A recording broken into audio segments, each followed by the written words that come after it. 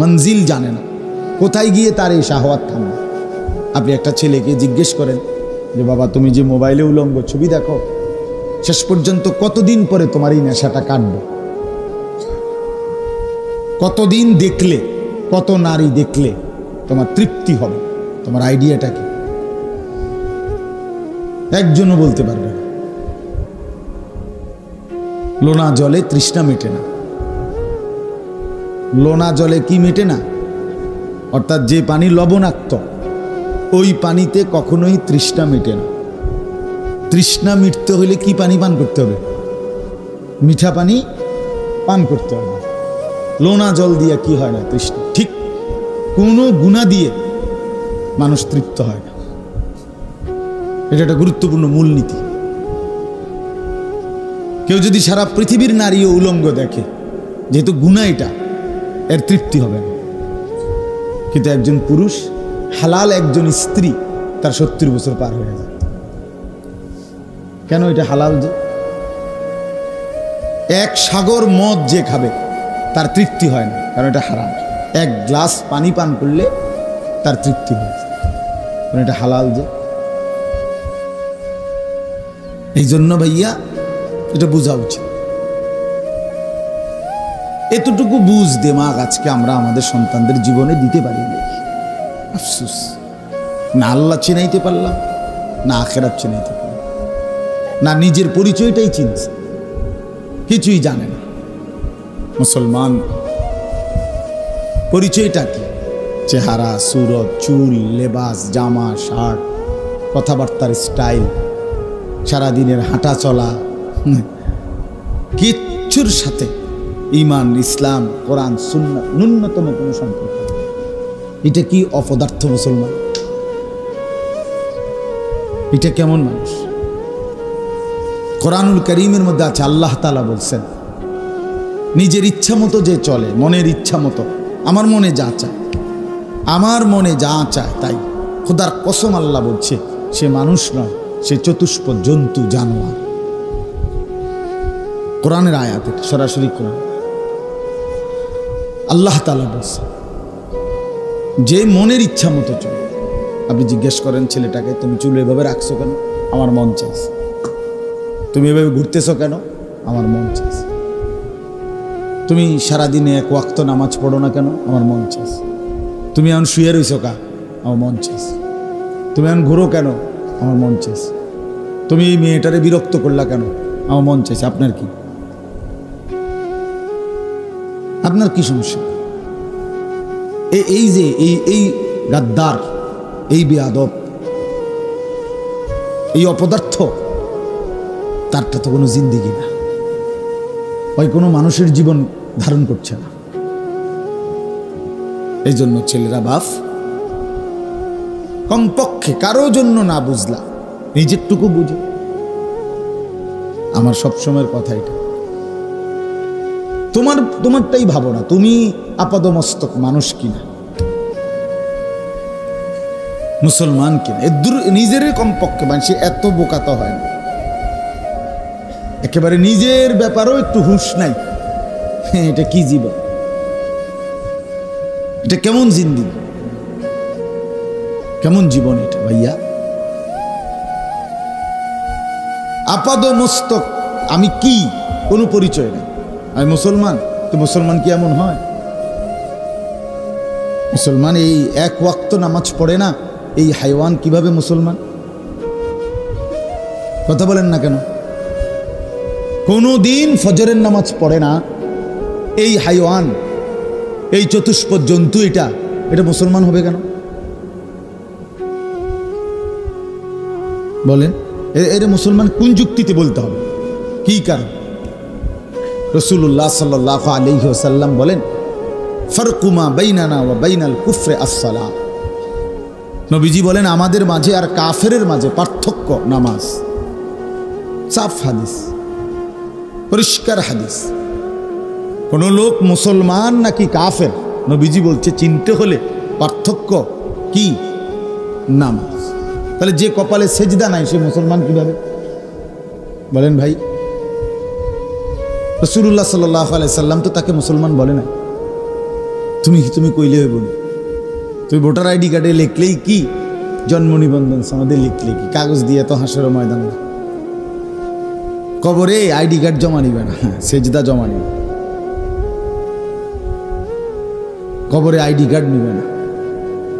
এই জন্য বাবারা দয়া করে প্রত্যেকে ভাবা উচিত। কোরআনুল কারীমের মধ্যে আছে আল্লাহ তাআলা হাসরের ময়দানে বলবে, ইকরা কিতাবাক, বান্দা নিজের আমলনামাটা তোমারটা তুমিই পড়ো, কারো সাহায্য নয়। তোমারটা তুমি বুঝদা, তোমারটা তুমি পড়ে পড়ে বলো এটা করলা কেন, এটা ছাড়লা কেন। কাফা বিনাফসিকাল ইয়াউমা আলাইকা হাসিবা, আজ তোমার হিসাবের জন্য তুমি যথেষ্ট। তোমার হিসাব তুমি লাগাও, তোমার হিসাব তুমি মিলাও। নাফরমান নিজের আমলনামা দেখবে আর চিৎকার করে বলবে, ইয়া ওয়াইলাতানা মা লিহাদাল কিতাব, হায় আফসুস মাওলা, এটা কেমন আমলনামা আপনি আমার লেখাইলেন, কারে দিয়ে লেখাইলেন। লা ইউগাদিরু সাগীরাতান ওয়ালা কাবীরাতান ইল্লা আহসাহা, এর মধ্যে তো আমার জিন্দেগির ছোট বড় এক সেকেন্ডের কোনো কিছুই লেখা ছাড়া বাকি রাখে নাই। কেমন আমলনামা লেখাইলেন। হাসতে হাসতে বলেছি সেগুলো লিখছে, দুষ্টমি করে বলেছিলাম সেগুলো তো লিখছে, কিচ্ছুই বাদ দেয় নাই, এক সেকেন্ড এক নিঃশ্বাসও না। খোদার কসম বাপ, হাদিস নবীজি বলছেন, মা মিন ইমরিইন নাফাসা ইল্লা কুতিবা। আল্লাহর নবী বলেন, উম্মত তোমাদের প্রতিটি নিঃশ্বাস আমলনামার মধ্যে লেখা হয়, প্রতিটা নিঃশ্বাস পর্যন্ত লেখা হয়। ইম্মা ফি তাআতিন ওয়া ইম্মা ফি মাসিয়াতিন, কোন নিঃশ্বাস নেকি হিসাবে লেখা হয়, কোন নিঃশ্বাস গুনাহ হিসাবে লেখা হয়। গুনাহের কাজ করতে গিয়ে যে নিঃশ্বাস পড়ে সেখানকার নিঃশ্বাসগুলোও গুনাহ, নেক কাজ করতে গিয়ে যে নিঃশ্বাসগুলো পড়ে সেখানকার নিঃশ্বাসগুলোও নেকি। কিছু বাদ যায় না, এক জাররা, একটা মিনিট, একটা সেকেন্ড, একটা পলক, একটা নিঃশ্বাস খোদার কসম আমাদের জীবন থেকে বাদ যাবে, হিসাব থেকে বাদ যাবে। ইয়াউমা তুবলাস সারাইর, আল্লাহ বলছে কিয়ামতের দিন বান্দা তোমার অন্তরের ভিতরের যেই গোপন কথাগুলো, যেগুলো কেউ শুনে নাই, তোমার মনে মনে কত জল্পনা কল্পনা ভালো মন্দ ছিল, আমি আল্লাহ কিয়ামতের দিন সেগুলো তোমার সামনে খুলে দেব। সেগুলোরও হিসাব দিতে হবে। এত অসৎ কল্পনা কেন করবা, এত বিশ্রী বাজে কল্পনা কেন করবা। ইয়াউমা তুবলাস সারাইর আফালা ইয়ালামু ইযা বু'সিরা মা ফিল কুবুর ওয়া হুসিলা মা ফিস সুদূর। আল্লাহ তাআলা বলেন, যখন তোমাকে কবর থেকে হাসরের ময়দানে উঠানো হবে বান্দা, সেদিন তোমার অন্তরের সুদূর, কলিজার ভিতরে যেই কথাগুলো ছিল, আমি আল্লাহ সেগুলো তোমার সামনে পেশ করব। তো সেগুলোর হিসাব দিতে হবে। মা ইয়ালফিজু মিন কাউলিন ইল্লা লাদাইহি রাকিবুন আতীদ। আল্লাহ তাআলা বলেন, বান্দা তোমার জবান দিয়ে যা কিছু বের হয়েছে আমি সব আলাদা লিখে রাখছি, সেগুলোর হিসাব দিতে হবে। ওয়া শাহিদা আলাইহিম সামউহুম ওয়া আবসারুহুম ওয়া জুলুদুহুম বিমা কানু ইয়ামালুন। আল্লাহ বলেন, কিয়ামতের দিন তোমাদের চোখ, তোমাদের কান, তোমাদের সারা দেহের চামড়া, পুরা বডি, তোমাদের জিন্দেগির যাবতীয় কর্মকাণ্ড সম্পর্কে আমি আল্লাহর সামনে সাক্ষ্য দিব। হ্যাঁ ভাই, মোবাইলটা নামায় ফেলো, মোবাইলটা নামায় ফেলো, মোবাইলটা একটা মিনিট বন্ধ রাখো। এই ফালতু জিনিসটা তো শেষ করলা জীবন। কারে বলি, গরুরে বলি না ছাগল রে বলি, খবর নেই, ব্যস্ত আছে মোবাইল নিয়ে। বলুক হুজুরের কথা, হুজুর বলুক, আমার মোবাইলে আমার এইটা নিয়েই ব্যস্ত, মানে এটার মধ্যে উঠতে হইব সব কিছু। এটারে হাতে একবার কায়দ করে শীত করে। আজকে যুবকরা, ছেলেরা তোমাদেরকে শেষ করে দিছে। বেঈমানের সবচেয়ে বড় সফলতা হলো যে তোমার পুরা ব্রেনটা মোবাইলের ভিতরে ঢুকাই দিছে। তোমার জিন্দিগিটা তুলে দিছে এটা, যে তোমার চুল, তোমার পোশাক, তোমার হাসি, তোমার স্টাইল, তোমার চিন্তা, তোমার চেতনা, তোমার ভিতরের কল্পনা, সব কিছু বড় মোবাইল। একটা মোবাইল আছে আর ছেলেটা আছে, আপনি শুধু তার মোবাইলটা ঠিকমতো যদি চলে এই নিশ্চয়তা দিতে পারেন, এরপরে যদি আপনি তারে আটলান্টিক মহাসাগরের ভিতরে নামাই দেন, মাঝখানে পর্বতের চূড়ায় একলা ছেড়ে দেন, অথবা আফ্রিকার গভীর জঙ্গলে দিয়ে আসেন, যে তোমার শুধু এতটুকু যে একলা থাকবা, তবে মোবাইলের চার্জ, এমবি এগুলো সব ঠিক থাকবে, তাহলে হে বলবো কোনো টেনশন নেই, আপনি নিশ্চিন্তে যান, আপনি নিশ্চিন্তে থাকেন, আমায় জেনে বয়াই দিছেন, আমার এনেই পাইবেন।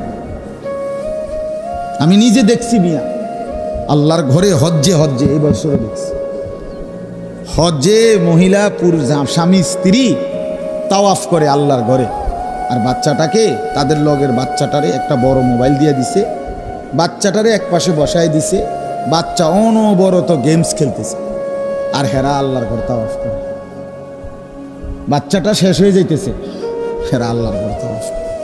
হেদের হিসাব হইল যে এই জিনিস তার হাতে ধরাই দিছি না, এনে যদি ভূমিকম্পও আসে সে জায়গার থেকে লড়তো না, কারণ তারা তো আসল মন্ত্র দিয়ে দিছে।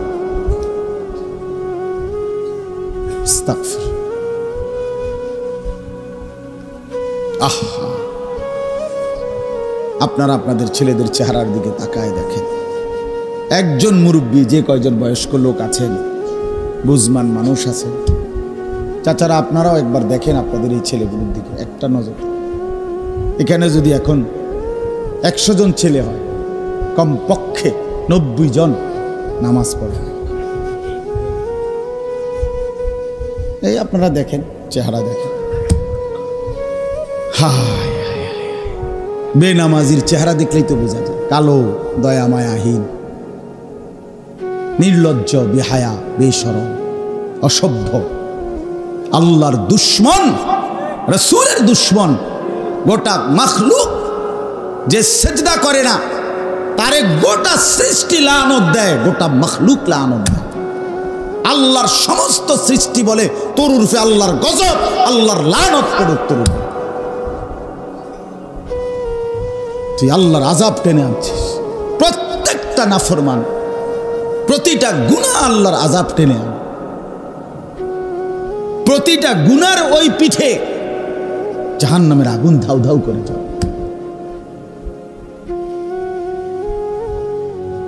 মিথ্যা বললে প্রতিবাদ করো বেটা, যদি বলি না হুজুর আপনি ভুল বলছেন, আমরা 90% নামাজ পড়ছি, তো দাঁড়াও, হিম্মত করে বলো, প্রতিবাদ করো, তাহলে আমার বিচার হবে।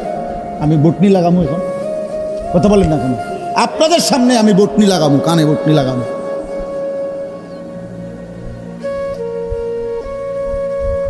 তোমাদের সামনে বটনি লাগামো, এখন আমার বিচার হবে।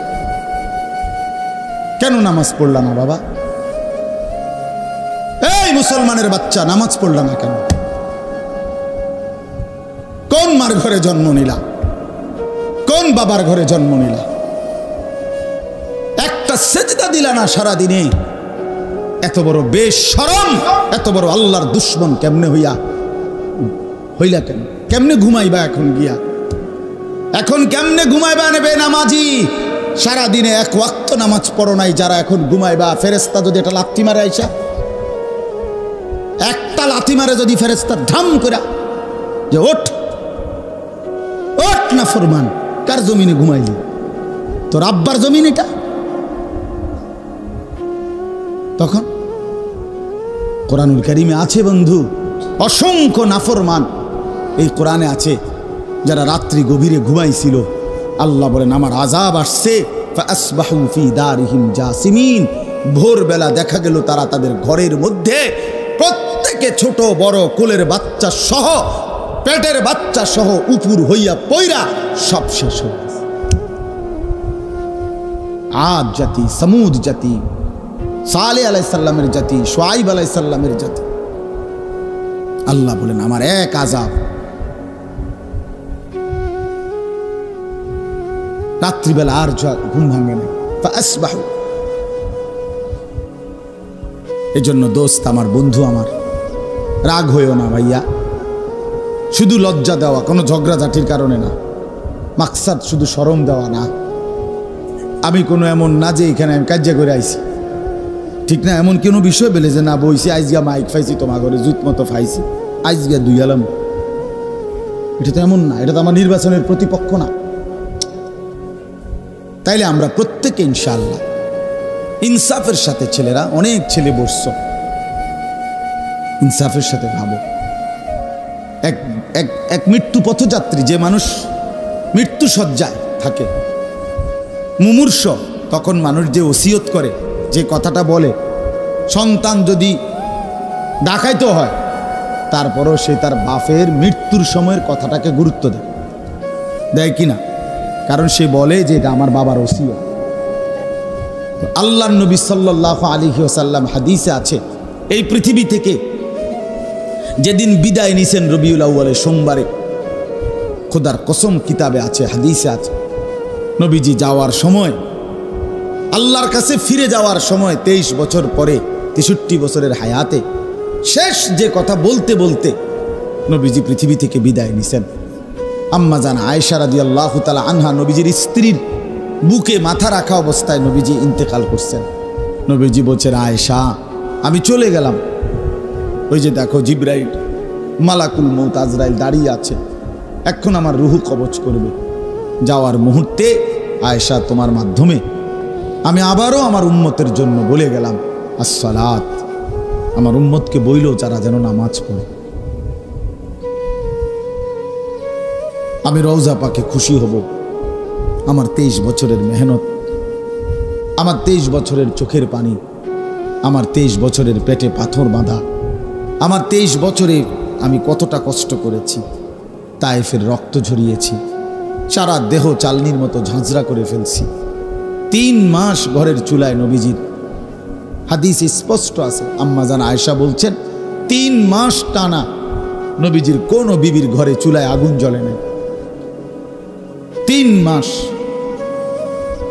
হযরত আয়েশাকে জিজ্ঞেস করছে যে আম্মা জান, তাহলে আপনারা নবীজির ঘরে 3টা মাস কেমনে কাটাইলেন? তিনি বলছেন শুধু খেজুর আর পানি খেয়ে। তো এত কিছুর বিনিময়ে বলছে উম্মত আমি চলে গেলাম, আমার 23 বছরের রাত দিন সকাল কষ্ট, আমার এই পুরা মেহনতের খোলাসা, সারাংশ আমি বলে গেলাম তোমাদের কাছে যে নামাজ, তোমরা নামাজ ঠিক রাখো, আমি তোমাদের জান্নাত ঠিক রাখব। ফাকাইফা ইদা জিনা মিন কুল্লি উম্মাতিন বিশাহীদ ওয়া জিনা বিকা আলা হাউলাই শাহীদা। কোরআনুল কারীমের মধ্যে আছে, আল্লাহ রাব্বুল আলামিন বলেন, বন্ধু হাসরের ময়দানে প্রত্যেক নবীকে সামনে রেখে আমি ওই নবীর উম্মতের আমলনামা খুলব। ঠিক তেমনি ভাবে বন্ধু আমি আপনাকেও সামনে রেখে আপনার উম্মতের আমলনামা একজন একজন করে খুলে দেখাবো। তাইলে নবীজি সাল্লাল্লাহু আলাইহি ওয়াসাল্লাম দাঁড়ানো অবস্থায় যদি আমার আমলনামা খোলে, আর যখন পৃষ্ঠার পর পৃষ্ঠা উল্টাবে আর দেখবে একটা সেজদা নাই, কোনদিন ফজরের নামাজ নাই, 5 ওয়াক্ত নামাজ নাই, আল্লাহর কসম বন্ধু নবীজি সাল্লাল্লাহু আলাইহি ওয়াসাল্লাম বলবে, উম্মত আমি শেষ মুহূর্তে পৃথিবী থেকে বিদায় নেওয়ার সময় আখিরি ওসিয়ত করে বলেছিলাম নামাজটা ছাইরো না। কেমনে রে উম্মত আমারে এমনে ভুলে গেলি?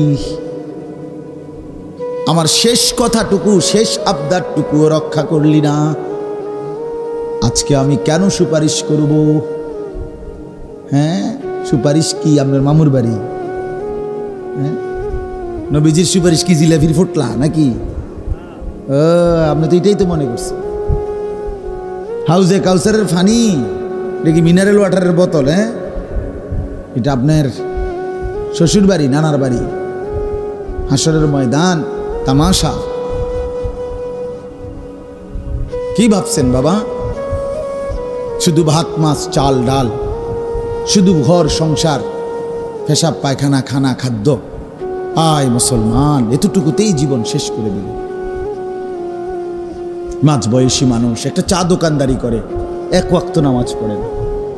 একটা সামান্য অটো চালায়, এক ওয়াক্ত নামাজ পড়ে। চটপুড়ি বেচে, ওমা এই নাফরমানে এক ওয়াক্ত নামাজ পড়ে। বুট বাদাম বেচে, বন বিড়ি বেচে। আয় হায়, খুব আহামরি কিছু করছে এমন না বলে যে হিমালয় পর্বতের মাড়ি কাটছে, কথাটা আপনি বুঝছেন না। বা আটলান্টিক মহাসাগরটা মাড়ি ফেলাইছে, মাড়ি ফেলাইয়া ফুরাইছে, এমন কিছু। তো এই সামান্য টুকুর জন্য আল্লাহকে ছেড়ে দিলেন। এই সামান্য এটুকু দিয়ে কি অভাব পূরণ হয়? কিস্তি শেষ হয় না, অভাব শেষ হয় না, সংসারের প্রয়োজন শেষ হয় না। 20 বছর ব্যবসা করে, 30 বছর ব্যবসা করে, কিন্তু সংসারের টানা হেঁচড়া থাইকেই যায়, ঠিক না বলে? তো লাভ হইল না? আখেরাত তো ছেড়েই দিলা, তো দুনিয়াও তো শেষ করতে পারলা না। কই বউর খুশি না, ছেলে খুশি না, অতৃপ্ত, শুধু অতৃপ্ত। রাক্ষসায় দুনিয়া কোনোদিন তৃপ্ত হয় না, কোনোদিন না, কোনোদিন। এই দুনিয়া রাক্ষস, এই দুনিয়ার চাহিদাগুলোও রাক্ষস, কোনোদিনও শেষ হয়। দুপুরের খানা খাইবার 6 ঘন্টার ভিতরে আবার রাক্ষসা পেট হা করে, আবার খিদা লাগে, আবার খিদা লাগে। এই জন্য প্রিয় বন্ধু আমার, বাবারা, মাঝ বয়সীও যারা, যাদেরকে, তাদেরকে বললাম, শুধুমাত্র খানা, খাদ্য, বাজার, ব্যবসা, ক্ষেত ফসল, দোকান, চাকরি, এতটুকুই। আর খাইয়া পড়া বউ বাচ্চা লইয়া চলতেছেন, শুধু খাইতেছেন, ঘুমাইতেছেন, এতটুকু জিন্দিগি না বাবা, এটা মুসলমানের জীবন না। আপনাদেরকে অনুরোধ করলাম, বয়স্ক যারা, এই বয়স্কদেরকেও বলি, আপনাদের কাছে অনুরোধ, আপনারাও অনেক বয়স্ক মানুষ আছেন যারা আপনাদের জীবনের এই শেষ সময়টা, সুন্দর হায়াত আল্লাহই দিছেন। আল্লাহ সবাইকে বুড়ো বানায় না। কোরআন শরীফে আছে, আল্লাহ বলছেন, আমি সব যুবক, সব কিশোর, সব বাচ্চাকে বৃদ্ধ পর্যন্ত পৌঁছাই না। সবাই বৃদ্ধ হয়? কথা বলেন না কেন? হ্যাঁ, কবরস্থানে 10 বছরের কোনো বাচ্চার কবর আছে? 18 বছরের, 20 বছরের, হ্যাঁ, তাগড়া জওয়ান কবরে চলে যায়। তো আল্লাহ তাআলা সবাইকে বৃদ্ধ পৌঁছায় না। তো যাকে আল্লাহ তাআলা বৃদ্ধ অবস্থায় পৌঁছাইছেন, সুযোগ দিছেন আল্লাহ তাকে, ওমা সেই মানুষগুলো, বয়স্ক লোক, 60 বছর, 50 বছর, এই কাম শুধু একটাই, বিকাল থেকে নিয়ে রাত পর্যন্ত চা দোকান, বিড়ি, সিগারেট, বুট বাদাম, আর টেলিভিশনে নর্তকীর নাচ দেখা, আর পরের গীবত, সমালোচনা, খালাস। হায় হায় রে বুড়া মিয়া, এই বিড়ি খাওয়ার জন্য বুঝি আল্লাহ তাআলা শেষ হায়াতটা দিছে? ছি ছি ছি ছি ছি। 60 বছর পরেও যার এতটুকু হায়া, শরম হয় নাই যে আমি মুসলমান, বয়স্ক হয়ে গেছি, আজও আমি বিড়ি সিগারেটের অভ্যাসটা, চা দোয়ানে বেডি সাউনের অভ্যাসটা আমার এখনো গেল না। আমার কি পরিমাণ অসভ্য লোক এটা! এবারটা কি পরিমাণ শরমহীন, চিন্তা করে দেখেন। আপনি জিজ্ঞাসা করেন সামনে গিয়ে, নাইলে যে চাচা আপনার হায়া আছে কিনা, আপনার ভিতরে কোনো লজ্জা শরম আছে কিনা। নাইতে এতটা বয়স্ক মানুষ আপনি কেন এখনো টেলিভিশনে নর্তকীর নাচ দেখেন? কোন লজ্জায়? আপনার শরম হইব কোন দিন? কি 600 বছর পরে? কথা বলেন না? আমরা পৃথিবীতে তো স্বাভাবিকভাবে 600 বছরের পরে মারা যাই, ঠিক না?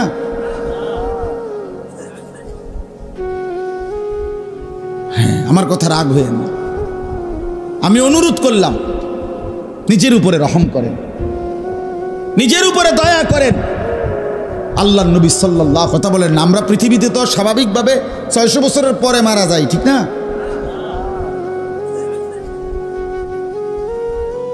হ্যাঁ, আমার কথা রাগ হয়েন না।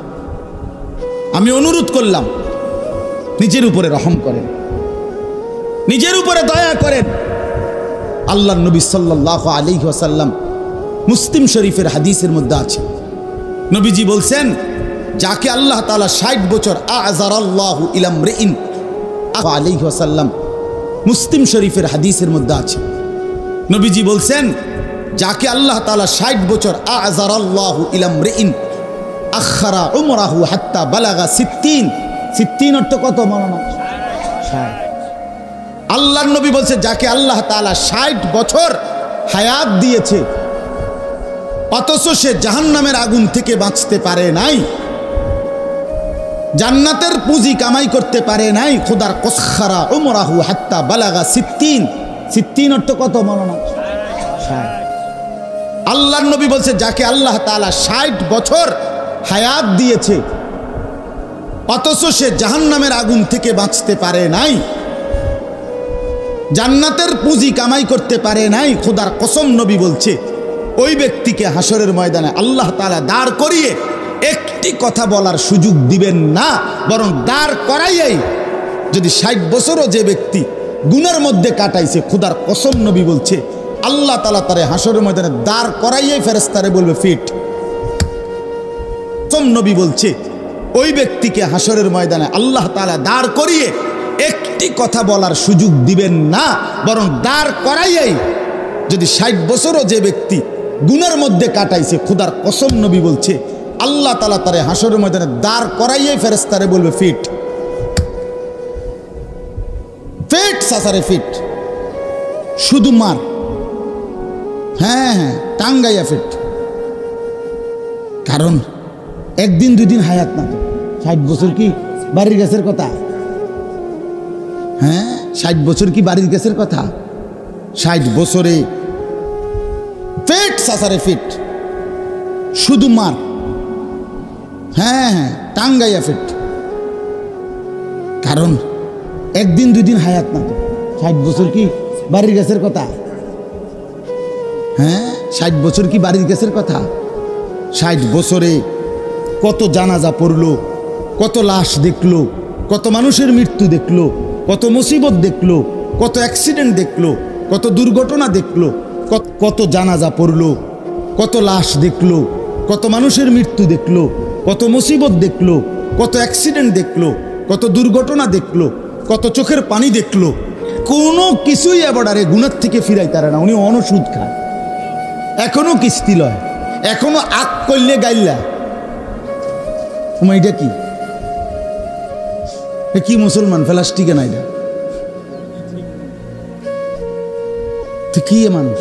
তো চোখের পানি দেখলো, কোনো কিছুই এবারে গুনার থেকে ফিরাই তারা না। উনি অনসুদ খায়, এখনো কিস্তি লয়, এখনো আগ করলে গাইল্লা। এটা কি মুসলমান প্লাস্টিকে না, এটা কি মানুষ?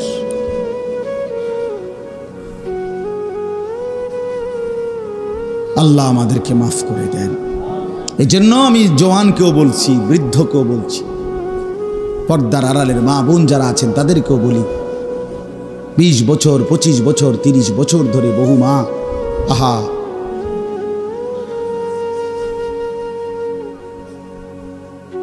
আল্লাহ আমাদেরকে মাফ করে দেন। এই জন্য আমি জওয়ানকেও বলছি, বৃদ্ধকেও বলছি, পর্দার আড়ালের মা বোন যারা আছেন তাদেরকেও বলি, 20 বছর 25 বছর 30 বছর ধরে বহু মা আহা রাস্তার পাশে গোসল করে, খোলামেলা জায়গায় গোসল করে, হায়া বলতে কিছু নাই, লজ্জা বলতে কিছু নাই, শরম বলতে কিছু নাই।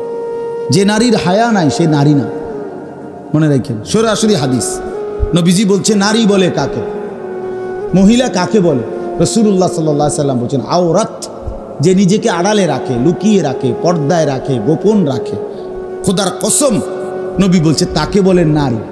এই জন্য যে নারীর রাস্তার পাশে গোসল করে, খোলামেলা জায়গায় গোসল করে, হায়া বলতে কিছু নাই, লজ্জা বলতে কিছু নাই, শরম বলতে কিছু নাই, যে নারীর হায়া নাই সে নারী না, মনে রাখেন। সরাসরি হাদিস, নবীজি বলছে নারী বলে কাকে, মহিলা কাকে বলে?